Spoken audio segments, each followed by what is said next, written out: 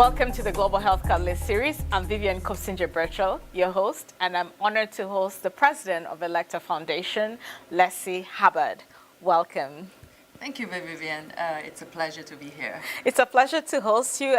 We've crossed each other's paths a few times, but it's the first time that we're actually getting to have That's a conversation in front of the camera. That's right. So, what is it that brings you to the Global Health Catalyst Summit, and why is it important to you? I think this summit is one of my favorite conferences because you learn a lot, and then you meet so many different people, new friends and old friends. It's almost like a family reunion, but the family is growing. And that's, I love the most. And for the benefit of our viewers, could you please tell us what you do and how it ties into the global health work? You mean the Elekta Foundation, yes. Right? So Elekta Foundation is very new. We just celebrated our first anniversary earlier this year. Oh, congratulations. Thank you. So the foundation, right now, we focus on two pillars. One is education.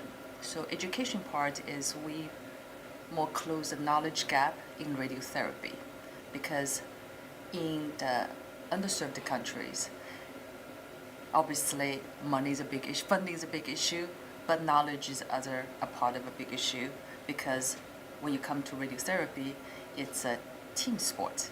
Besides radiation oncologists, you also need a medical physicist and a radiation therapist to treat the patient. And we just don't find the teammates there. So for us, we want to close a knowledge gap here. And where are your operations? Like, where do you work? So our headquarters is in Stockholm, but I live in the U.S., so I travel to Stockholm a lot. My team's there. Of course, now we have this cervical cancer prevention program in Africa. I travel to Africa a lot. I've been to Rwanda 6 times, and also Uganda, your home country, once. I'm going there in July, so I'm going there a lot. No, it's exciting to see people like yourself really playing a role in bridging these healthcare disparities. What is the one thing that has stood out for you in the Global Health Catalyst, over the years? I don't know how many years you've been involved, but what has stood out most for you? Last year was my first time, okay. And this is my second time. I enjoy the most is, so obviously me, the Will, and you.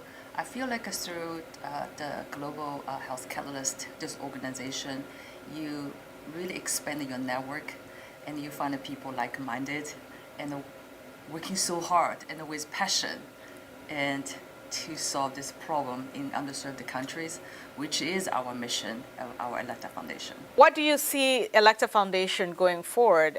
What areas do you see your organization focusing on in terms of collaboration with the Global Health Catalyst and with the countries back in Africa? Sure. One of the focused area for Elekta Foundation is cervical cancer prevention. So last year, we piloted a project in Rwanda to screen rural village women for HPV, because cervical cancer is a big issue there, as you know. We screened 20,000 women for HPV and treated more than 600 women with precancerous lesions, so they will not develop a cervical cancer. So to me, the Global Health Catalyst area is very broad, so from the cancer treatment to cancer. So the Global Catalyst focus areas are very broad, from cancer prevention to cancer treatment to palliative care. So I feel it's a very kind of end-to-end areas to cover. So for us, obviously cancer treatment is very important. That's why we have education program. But also cancer prevention is so important, particularly in the cervical cancer. You just have so many in Africa. And every 2 minutes, a woman dies from cervical cancer. And the cervical cancer is highly preventable and curable. And so Elekta Foundation, that's why we want to focus this area, because we want to save these women from getting cervical cancer. They don't have to. They just live in the wrong place. And that's we are focusing. And through Global Health Catalyst, we have a lot more partners, and we broad our network. And also there's a lot of doctors, and they are very specialized in this area, and we can learn from them.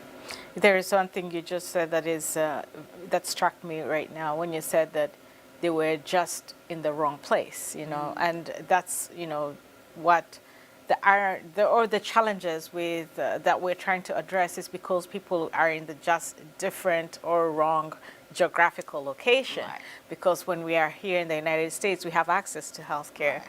and the fact that someone was born in another place disadvantages them. So it's so humbling to hear you like put a spotlight on that, and you know, hopefully those watching can understand that why we need to collaborate in global health to help struggling communities. They didn't choose to be born there, but we can all play a role as human beings to bridge the gaps. Exactly. You know, we can. Like for cervical cancer, we can eliminate it.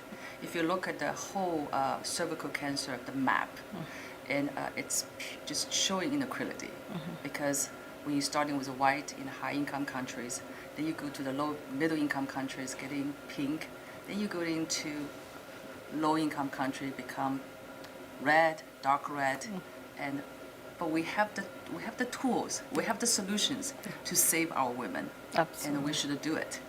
No, thank you so much. Is there anything that we haven't talked about your work or your role with the Global Health Catalyst that you would like our viewers to know? No, I think you covered it. Well, that's the first.